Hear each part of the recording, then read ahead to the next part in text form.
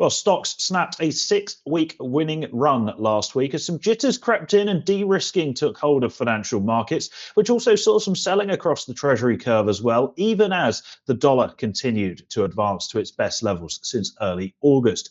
A blockbuster fortnight now awaits market participants, with this week bringing the budget here in the UK, a policy decision in Japan, the latest US jobs report, plus, of course, 5 of the Magnificent Seven reporting earnings. And next week is just as busy, with the presidential election looming large, just a week away now, plus, of course, decisions next week from the FOMC and the BOE. There is no shortage of things for myself and Ryan Littlestone to discuss on the trade-off this week. So without further ado, let's crack on with the show.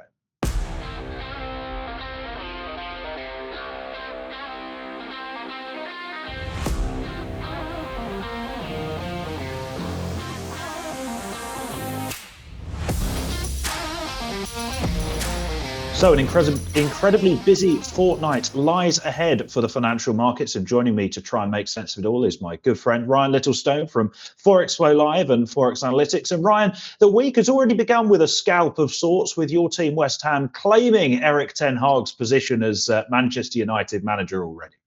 Yeah, we are absolutely massive, mate. Good to put pay to something at Man United anyway, and a deserved win for us. And you managed to scrape a draw against what could be the new champions. Yes, indeed. I think our hopes of winning the title are about as slim as the chances of any tax cuts in the budget on Wednesday, aka non-existent.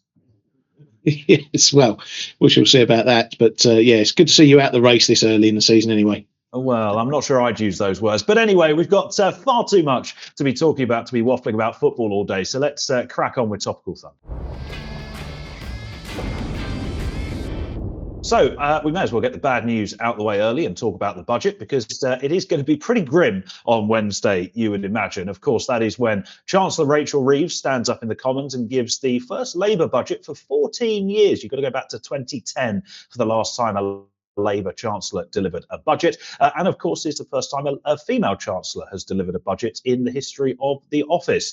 It is, of course, likely to be a very significant event. And to be honest with you, for those of us living in the United Kingdom, it's likely to be a pretty grim event as well.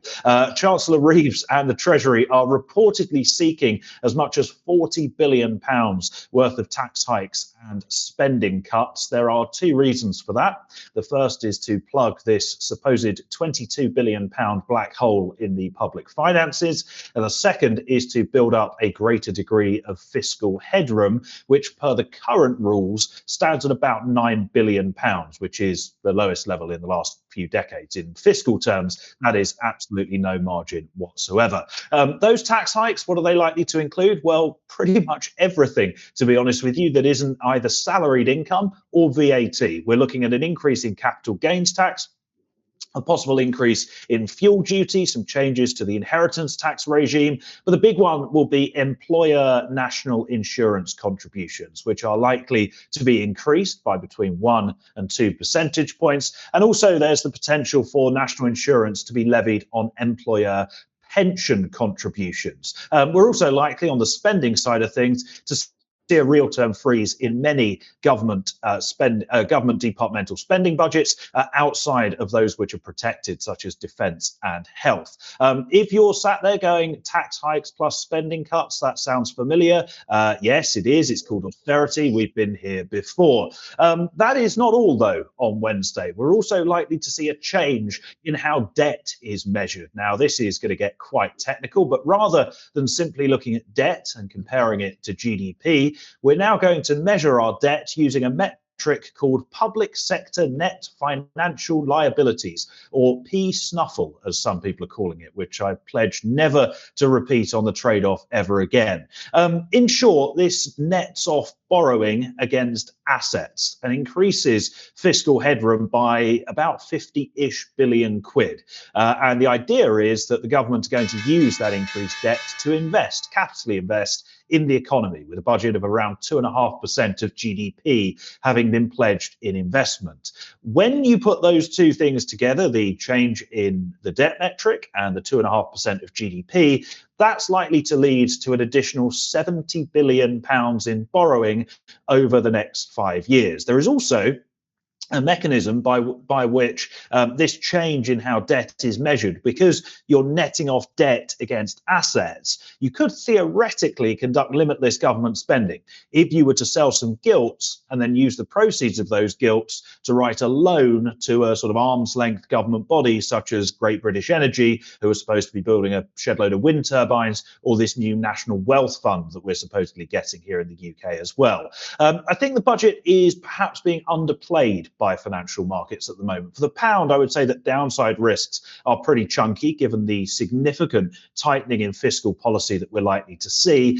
And for gilts, well, I think the market is really on edge because, as we said, we're moving to a debt metric that is pretty hard to understand, let's be honest, and I spent most of the weekend trying to get my head around it. And secondly, a process by which the government could, in theory, spend as much as they want. And, well, we saw in 2022 how badly that ended up. And I think the Chancellor, when she stands up on Wednesday, is going to have to be walking a tightrope and going to have quite a difficult job to convince markets that this is not just the government turning on the taps and borrowing limitlessly.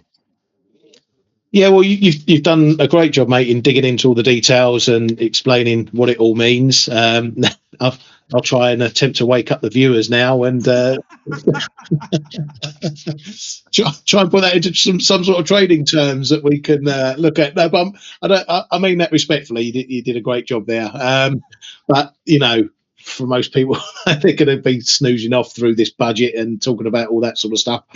So I'd always look at this thing from a trading perspective, from the pound's perspective. Yes, we have this moving of the fiscal goalpost, rewriting the rules that effectively can give them limitless spending. That's why the gilt market is a little bit jittery, as you say. I think for those watching from the outside, we've got to, if we hear from her, if she's going to put a limit on this limitless spending, if she turns around and says, yeah, we've got an open checkbook and we're going to use it, then the gilt market's going to crap the bed and probably the pound with it, because that would just mean an explosion in debt. But if she puts some sort of limits on that, saying, yes, we've got this room, but we're going to be very careful in using it and we're going to use it sparingly and just when we need to, then that's going to be a positive. So that's that side of things to look at for trading the pound. For the rest of it, taxes. Obviously, market investors, they don't care about, how much a price of a pint is going up or whether the bus fare cap is going up £1 or not. That's irrelevant to investors. Capital gains is obviously very relevant. Potentially inheritance tax is relevant as well. We're still not out the woods on what they're going to do to non-doms, whether they're going to hit them hard. They said they were going to hit them hard in their manifesto or in the campaigning, then they've sort of eased off a bit on that as well, but there could still be something coming from that. What they do with property taxes, which falls a bit into the capital gains, but there can be some other moves they can do. A lot of foreign firms own a lot of property, particularly in the city, industrial estates, things like that. So there's a lot to look at. So if you're not from the UK and you're not interested in the tech side of things, you're interested in the trading side of things, those are the important factors you need to look at and whether they're positive or negative, because that's really what's going to affect the pound. Indeed, yes. Well, it's a little bit of a political shambles here in the UK and across the world. Even that bastion of political stability, Japan, looks to have fallen flat rather over the weekend. Yes, a bit of an own goal over there in Japan. The new PM Ishiba, he took a bit of a punt pulling a snap general election just after taking over. Now he's lost his majority in the lower house, which is a bit of a big deal. They're now in political limbo for potentially the next 30 days, but something might get cooked up when the Diet opens in 11th November for a special session. So they've got 30 days really to form a government, but it looks like they may be trying to kick something together for the 11th of November. So that's a date for your diaries. The choice is now for Ishiba and his party to form perhaps a bigger coalition, even though Ishiba has said he wouldn't look for that, or the other alternative is that he could, in fact, govern without a majority, which they can do, obviously, as incumbent government, but it obviously means they will struggle to pass anything. The bigger issues for now, obviously, is how will the BOJ react? They're expected to do nothing at their meeting on Thursday. And really, it's this political mess that may decide their future decisions as well. They've got a government at the moment who are supportive of what they're doing. It's possible that there's a change in the LDP leadership again, maybe to someone more dovish like we had in the runoff. Then the real pressure will be on, and the yen is likely to weaken. The same move will happen should the wild card happen, and there's a complete change in government. That's a very low risk that they don't form a government or stay in power, but it's a risk nonetheless. So if we come out of this pretty much with the status quo as it is now, the LDP in charge, being able to pass laws, support the BOJ, keeping their leader, then we could see a decent bid in the yen, because it will mean that the BOJ is okay really to stay their course. Of course, where something like dollar yen is by the time that happens, what with the US election to come is anyone's guess. So we could find a bit of a bid in the yen if things do get sorted out amicably, shall we say. But as for what levels that's going to happen at, that's open to question. Yeah, it's definitely an interesting one, and certainly came as something of a surprise. I mean, you mentioned the possibility of a change in the leadership in Japan and a new party coming to power. It's only on 2 occasions since 1955 that the LDP have not ruled Japan in one way or another. So they are, for all intents and purposes, a one-party state. And the last time this happened, which I think was 2009, Japan went through a spell of 3 prime ministers in as many years.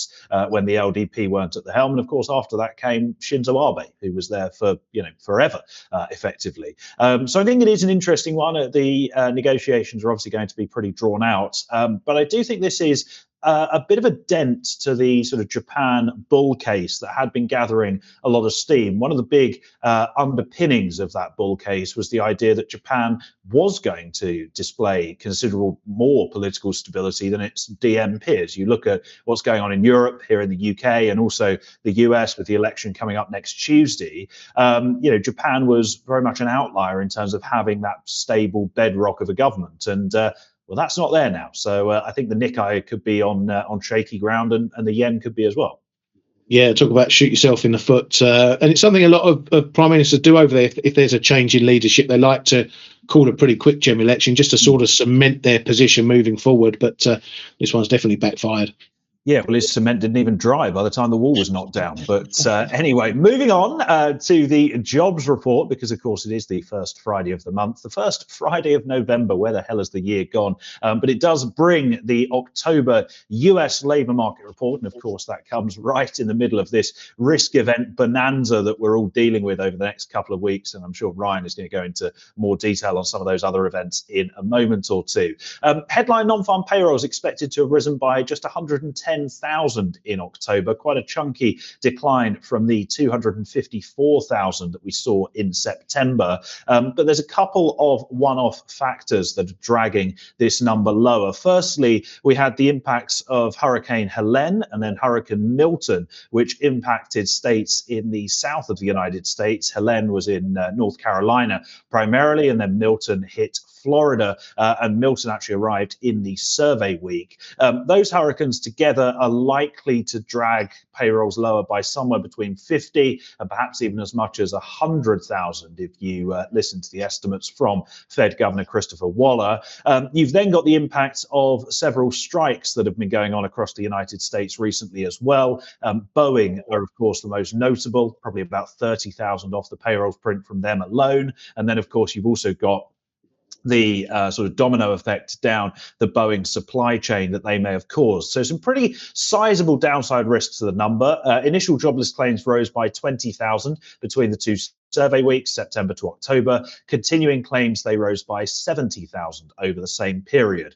So if we were to get a miss, then don't read too much into it, because it is going to be heavily skewed by these weather and other one-off events. In terms of the other parts of the report, well, average hourly earnings, they're expected to have risen by 1/3 on the month, down from the 0.4 that we saw in September. Although do bear in mind that there is some upside risks to those figures if those hurricane-related job losses we were just talking about are skewed more towards lower earners. Think back to what we saw at the start of the pandemic when average hourly earnings growth shot through the roof. It was because job losses were mainly those on lower incomes. Unemployment, that's expected to hold steady at 4.1%. Participation, that is also expected steady at 62.7%. But again, the weather could dent some of these survey response rates, which could then cause increased volatility in that data. I think for markets, as with the September report, it's going to be a case of good news is good news, and obviously bad news is bad news, with a focus for equities at least more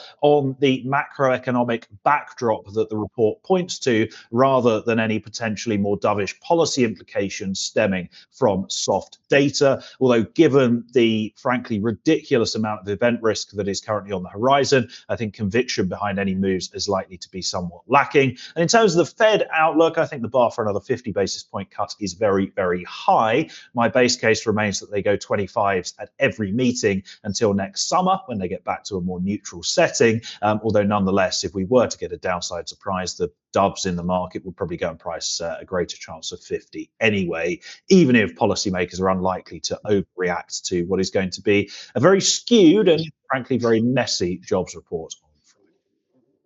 Yes, as if this one didn't need to be even more of a lottery than it already is. But I think you're 100% right. I think the big risk here, the big price risk, is if all those fears aren't seen. If we get a really strong number again, like we did last month, another 200 plus 250, something like that, because everyone is looking for the negatives in this. They're looking for the skews from the weather, the skews from the strikes, a bit of a pullback from last month's big number. So really, the market is taking a real sour view of this one, or expecting a pullback. So if it goes the other way, the market's going to be surprised. But it is going to be a report where you're going to have to question whether you can really trust it or not.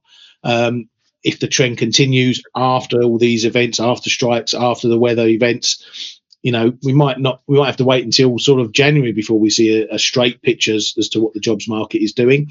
But don't rule out if we get a really stinky number. We're still expecting, a plus 110, 114. If it comes out a negative number, that's going to be a bigger negative shock than anyone's even expecting with these skews. So it's the NFP. It can always surprise us. But I think in this case, an upside surprise is probably going to be the biggest market mover here. Yeah, I would tend to agree with that. Anyway, we've got plenty else besides this week, Ryan. So you've got 2.5 minutes to try and make sense of it all. Good luck. Hey, come on, you took 8 minutes to go through your budget stuff. So I've got a bit of leeway on my one. But yes, it's the last week of the month. We have month-end flows obviously going through as well, but it's a big data week as it usually is. So I'm going to take a look at some of the other market moving data points. Today, Tuesday, we get US consumer confidence and the JOLTS data. Consumer confidence is expected to improve from last month's dip, but only marginally. Keep an eye on the 1-year CPI expectation number, which increased to 5.2% last month.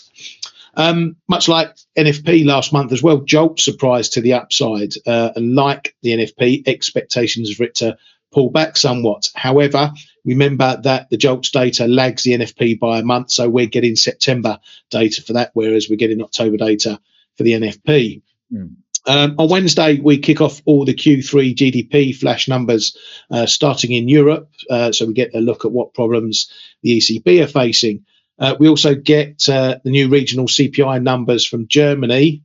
Later on in Wednesday, we get the ADP, which I know Michael loves, and then we get the US GDP flash number.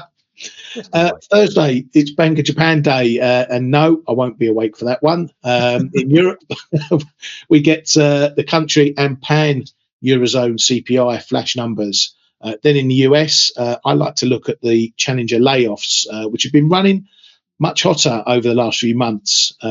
After that, it's the good old PCE data, and both headline and the core number are expected to drop a pip each to 2.1% in the headline and 2.6% in the core number. We remember back to the CPI data where we saw a softening in the headline number, but the core stayed unchanged. So it's a similar pattern, perhaps, that we need to look at from this PCE data. And Friday, it's finals day for global manufacturing PMIs, concluding post-NFP with a big ISM report. Now, unfortunately, this month the ISMs are coming after the NFP, and it's a bit unusual to have the NFP on the first of the month when it's a Friday, but I'm not sure if that's maybe a bit of an election shift because of the data and just to keep it out of the way of the election next week. So we've got lots to get our teeth stuck into before we head into the US election week, and I think this is maybe the last chance to do a bit of fundamental trading before the market shifts fully into election mode. The payrolls is actually nothing to do with the election. It would always be on the first. The reason for that is, for the data nerds out there like me, the way that the release date of the non-farm payrolls print is calculated is that it is always the third Friday after the end of the survey week, and the survey week is the one which has the 12th of the month in it. So it's just the way that the calendar has fallen, is that 3 weeks on is the first. Well, see, that's a new one, because I always thought they didn't put it on a Friday when it's the first of the month. But we'll agree to disagree on that one. Well, there you go. You come to the trade-off not just for macro strategy and trade ideas, but for a learning experience as well. Speaking of trade ideas, should we get into some charts? Let's.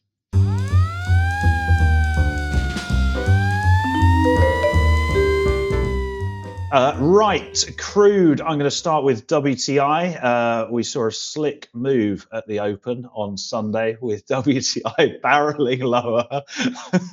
Right, wooden cards. So I knew. I couldn't even say it with a straight face because I knew that something was coming there. But I don't want to spend all the time making crude puns, because we are dealing with serious geopolitical matters, and of course that is the weekend Israeli response to the Iranian missile strikes that were launched towards the start of the month. And it appears that this response has been substantially more limited than market participants had been worried about. The strikes from Israel focus primarily on military targets, not on any oil or nuclear infrastructure. And as a result, it looks like it's more about sort of saving any face than escalating tensions further. As a result of that, we've seen a significant geopolitical risk premium priced out of both Brent and WTI. And really the floor that had been under prices has just been taken away very, very rapidly indeed. WTI down about 6% on Monday. That was the biggest daily decline since July of 2022. And it looks like, for now at least, the bears are in control of things. We are below, or we settled below yesterday, the December 2023 lows at $67.70 a barrel. So perhaps we are looking now for a return back towards the $65 a barrel mark. Although, of course, the standard health warning must apply that although the market's perception of geopolitical risk is that it has subsided, the situation remains very, very fluid indeed. So those who are short crude may want to perhaps hold those positions for less time than they usually would, given the elevated degree of risk that is still out there. Yeah, well, this one's gone exactly as we've been speaking about over the last few months, actually. You know, when there's an easing up in the tensions in the Middle East, the market craps out because it switches straight back to what's going on the demand side and the fundamentals. And as the fundamentals are still weak, China, still very weak, and manufacturing PMI is still in contractory territory, there's no reason why oil should retain a bid afterwards. So it's no surprise to see it down here. We'll have to see whether Biden and his trading platform is open, because he might like to pick some up down here for the SPR. But 66, 65, big level. And they've got that sort of double bottom around the 64s, but the longer standing level is around that 66, 67 area. So if that goes, then we could be heading much, much lower. Indeed, yes. Right, moving on, the cross that doesn't move. Yes, and I'm asking, will it be budged by the budget? There you go. There's my pun for the day. You can have that one for free, mate. And it is in one of its do nothing phases at the moment. It's been that way for most of October, apart from the quick rally we saw above 84s. We've been going pretty much sideways since. Now, with Europe not looking its best fundamentally, and the UK heading towards what's expected to be a tax hiking budget, there's a good reason why we're sitting in limbo at the moment. But there's equal risks that we might see a big move this week. For the downside, Eurozone data, especially inflation, could raise cut expectations for the ECB if it's much softer than expected, especially as they've been telling us they're expecting inflation to pick up into the end of the year. And the UK budget, it might not be as bad as feared. That might finally see support breaking and the pair heading towards the next big support level down at the low 82. So that'll be a break from where we are now down through 8300. For the upside, inflation rising in the Eurozone and a bad UK budget could see us retesting or breaking back up through the 84.20 area. For me, I like trading this one, but I'll be looking to trade this one more from a break standpoint rather than getting in before it happens. So I'll be looking to see if we get a move either below the 83 figure or back above 84.20. And if I see those breaks and it starts to hold, I'm going to probably have a go at trying to trade with those breaks. Yes, indeed. I mean, if good news from the budget, that might be in short supply, but only time will tell. I mean, things aren't particularly great in the Eurozone either, if we're being completely honest. Right, the equity space, the S&P 500 losing ground for the first week in 7 last week. Not particularly surprising, to be completely honest with you. I think we were actually discussing this time 7 days ago how it wouldn't be overly shocking to see participants take some risk off the table into the election. Incidentally, I was running the numbers on this yesterday. The S&P is up about 23% year to date. That is the best performance, year-to-date performance at this time in an election year since at least the turn of the millennium. So that's 6 electoral cycles now. And it's no surprise that you participants want to take a little bit off the table, given the uncertainty that we have lying up ahead. But of course, the medium run bull case, that remains intact. Economic growth is still very, very strong indeed. We're likely to get a GDP print in the US north of 3% this week. Earnings growth is still pretty solid, just shy of 4% on an annual basis so far in Q3 reporting season. And of course, the Fed put is still there and intact. From a technical perspective, the decline that we saw last week, we held the prior all-time highs around 58.30, 58.50. So everything does align for further upside, but I do think that conviction is likely to be lacking until we have some certainty over the election and we're out the back of this sort of nightmarish 6-day stretch of payrolls break, election break, Fed end. You've also got 5 of the Magnificent 7 reporting earnings this week. And of course, that is something that participants are going to be very, very cognizant of. So while I remain bullish over the medium and of course the long term, I do think perhaps a little bit more de-risking could well be on the cards in the short term, if nothing else. Yeah, it's obviously going to be very messy, the election. I think if you try and want to put it in simple terms, if it's a Harris win, then that's, potentially a carry on with the status quo. So then that's a green light for stocks to continue because it's no change in any sort of policies or anything like that. Obviously, a Trump win is the big unknown. And, is the market going to like it? Is it not going to like it? His sort of protectionist policies are going to impact a lot of the international companies that make up US stocks, firms in the US who trade abroad and have big exposure abroad. If he really goes protectionist, is that going to cut a lot of income from some of those big stocks? And then that's potentially going to be negative. But on the flip side, he might be a more, growth looking at potential for the US. And if the market sees it in that positive light, then they see that positive for growth and then stocks rise. So whichever way you look at it, stocks, there's more reasons for stocks to continue going up than they are going down. And while that remains, that's what's going to happen. Indeed. I mean, I think that is the case 90% of the time. But anyway, I think with the election, we'll probably talk about this more next week. I think for me, the market just wants certainty. You're not necessarily particularly bothered about who wins. It's more a case of, do we know who the winner is and do we know that in good time? I think that's the bigger concern. In any case, let's go down under. Yep, going to have a look at the Aussie dollar because it's looking in a bit of trouble right now. We've just broken through the 61.8 fib of the August move that was down at 65.75, and that's also a level all on its own that stretches back a good couple of years. So it's a pretty significant level. The Aussie dollar is obviously a commodity play as well, and commodities have been moving around a lot. So Aussie dollar will follow too. And a lot of that is tied up with what's going on in China. So weakness in China obviously means weakness for some commodities, and that means weakness in demand seen from their top producers like Australia. So China's not buying as much from Australia as they used to. Of course, this pair does have the US side of things to deal with also. So it's not like all Aussie dollars are the same either. For example, Aussie dollar's been holding up better versus the Kiwi on the rate divergence trade.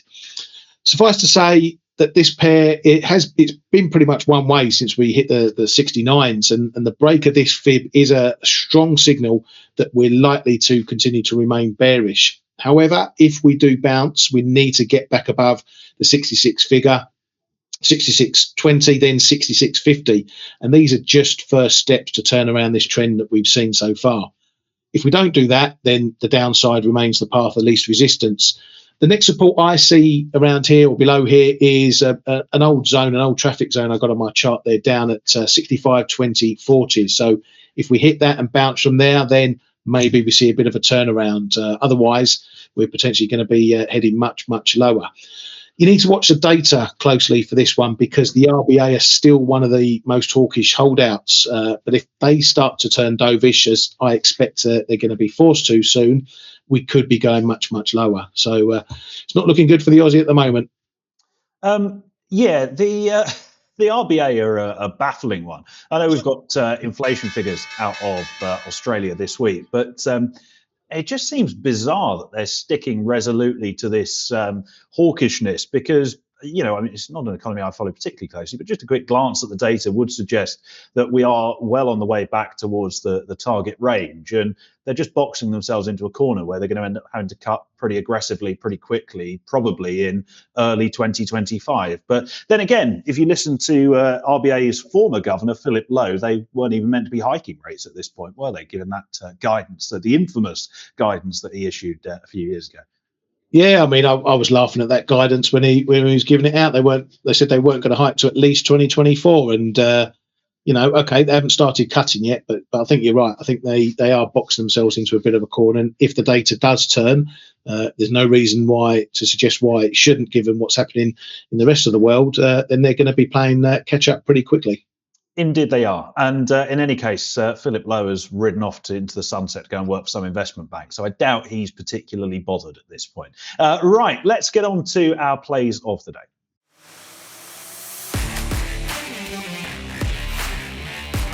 Okay, so the dollar for me this week, the FX market at large continuing to focus largely on growth differentials as opposed to what's going on with monetary policy. And that is continuing to benefit the greenback, with last week taking us north of the 104 figure and also north of the 200-day moving average for the first time since early August/late July. And of course, you've got a little bit of pre-election hedging and de-risking, which is giving a little bit of a helping hand as well. Things are still looking pretty good for dollar bulls at the moment. So I think for me, as long as we remain above that 200-day moving average, which is around 103.80, 103.85, then I would be remaining long and certainly looking to buy into dips at this moment in time. And of course, that comes ahead of the non-farm payrolls report on Friday. So this is perhaps more of a short-term view than I would usually offer. But for the meantime, I think long and strong in the case of the greenback. Ryan, you're looking at dollar Hong Kong. Yeah, long-time viewers might know that I like to trade this pair now and again. Firstly, I probably need to give some background for those that may not know. The Hong Kong Monetary Authority, HKMA, runs an FX band for the dollar Hong Kong in the 775 to 785 range. And we're approaching the bottom of that band now. They have been pretty resolute in maintaining this band since 2005, and they've taken a fair few speculators to the cleaners who have tried to trade a potential break. Carl Bass was the last big name to have a go and come up short, shall we say. I traded this last when we were up at 785, and I'm going to trade it from 776 down to the lower end, down to that 775 area. Now, I should warn you, though, that as much as it looks like a surefire trade, there is always a risk that they do decide to adjust it or end the band. And that risk is maybe now a bit higher given what China are throwing at their economy to try and perk it up. And that economy obviously now includes Hong Kong these days. So there is never a completely risk-free trade, but this may be as close as you might get to one. So it's a good low-risk trade, but make sure you've got your stops pretty tight in case something untoward happens. Yes, indeed. Pegs are a surefire thing, and until they're not, I suppose, as we saw with the SNB all those years ago. In any case, that does bring us to the end of another show. Thank you very much, as always, to Ryan Littlestone from Forex Relied and Forex Analytics for joining me. Thank you to our producer as well, Kyriakos, for bringing things together as brilliantly as always. And of course, thank you very much for watching. If you've enjoyed the show, drop a like on the video, leave a comment as well. Let us know how you're trading the markets. It is, of course, a very busy week ahead, and we'll be back this time next week to try and make sense of it all and preview another incredibly busy week for the financial markets as the election looms large in the United States. In the meantime, have a very good week ahead. Thanks for watching, and goodbye for now.